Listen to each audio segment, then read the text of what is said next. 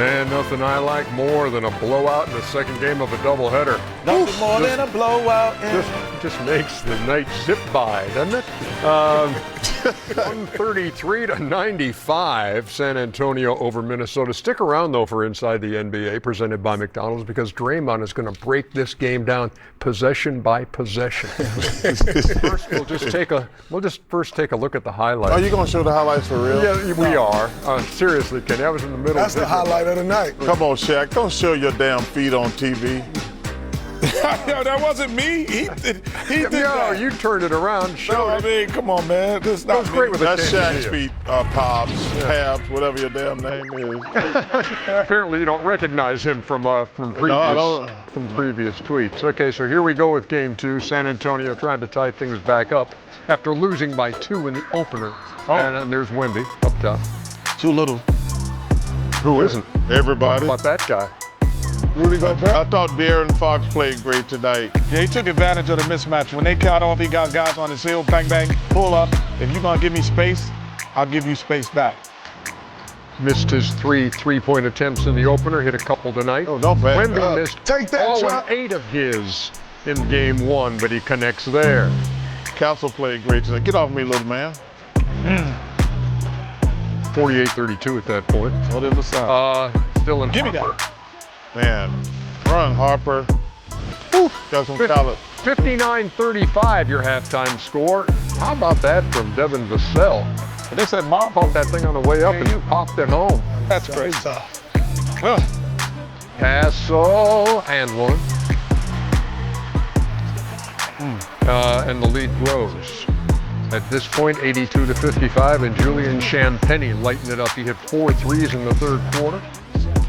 And hey, let's just keep on showing buckets by San Antonio. Here's Wemby. Man, well, we'll be here all night. That's it. That's enough. You get the gist. Yeah, 133 points. There's a lot of highlights. 133 to 95. They led by as many as 47. 47? They led by as many as 40. Jeez. But it was Man. cut to. I stopped watching that 42. Cut to 38. No, I stopped watching that 42. Man, I had the Spurs in 37. So the series is all tied up at a game apiece. What did San Antonio do tonight, approach-wise and adjustment-wise? It was different from game 1. I think they came out and they really attacked the paint. They did a great job of getting downhill. I think 12 of their first 13 points was in the paint. And so it established their presence, and then they allowed the crowd to get into it. Fox got going. It opened up the perimeter once they started attacking the paint first, changed the game for them. 133-95. I'm looking at the paint points to 58-36 in favor of San Antonio. I don't know how much we can break down about this game, but Well, I told you I thought this would be a beatdown because I thought they came out flat in the last game because they hadn't played in a while. And tonight, the only difference to me, their energy level. It was like night and day compared to game 1. on the defensive end, On the defensive and the offensive end, because everybody made a big deal. One of my friends worked for the Timberwolves. His name is Patrick. I says, Patrick. yeah. I said, Patrick. Good friend. He said, I said, What's he do? he kisses Alex Rodriguez's ass, basically. It's a high-paying spot, right? He's a very well paid spot too. He's a good friend of mine though. But I said, I thought they could have a chance that game because they're coming in hot. San Antonio, been kind of chilling the last week or so, and they came in hot. And like I say, if you actually looked at the game, as bad as San Antonio played, they had a shot at the buzzer to win it. And I said, I said, Patrick, if there was a chance they were going to win a game in San Antonio, game 1 was the one. But I said, they're not going to win game 2 because now they're getting ready to roll. Now all the pressure switches to Minnesota. To hold the home court after stealing it. Yeah, you got to win, especially the first game. Yeah. But Well, that's the crowd and pressure you want, to hold home court after you come down and steal one there. But I also, if we remember when the game started, both teams were shooting poorly. Mm-hmm. And, it was just a matter of the aggression from De'Aaron Fox and Castle, just was constant. And I thought even Johnson, who didn't shoot the ball particularly well, it was just a constant pressure, and they did not pass up open shots, and they made the extra pass. I thought at time Minnesota got tentative, and they got a little bit into one-on-one. And when they were struggling, they never got out of the his struggle, where San Antonio started making shots because they stayed on put the pedal on the gas. Yeah, they wound up shooting 50% for the game. They are 36-1 this year when they shoot 50%. They're also 15-0 when they hold teams under 100, as they hold Minnesota to just 95 tonight. Shaq took the toe, San Antonio. I see what you did there, Tony. It was very, You know, Tony? very clever. There you go.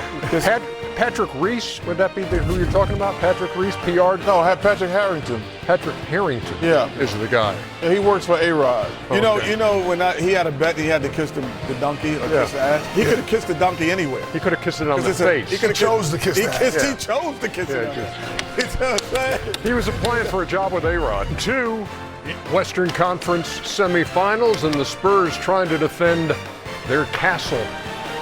And they're doing so tonight. 59-35 is your halftime score. I caught that, Ernie. Yeah, Been their home, their castle, stuffed castle. I got it. That was a nice play on words, Ernie, but Kenny didn't get it.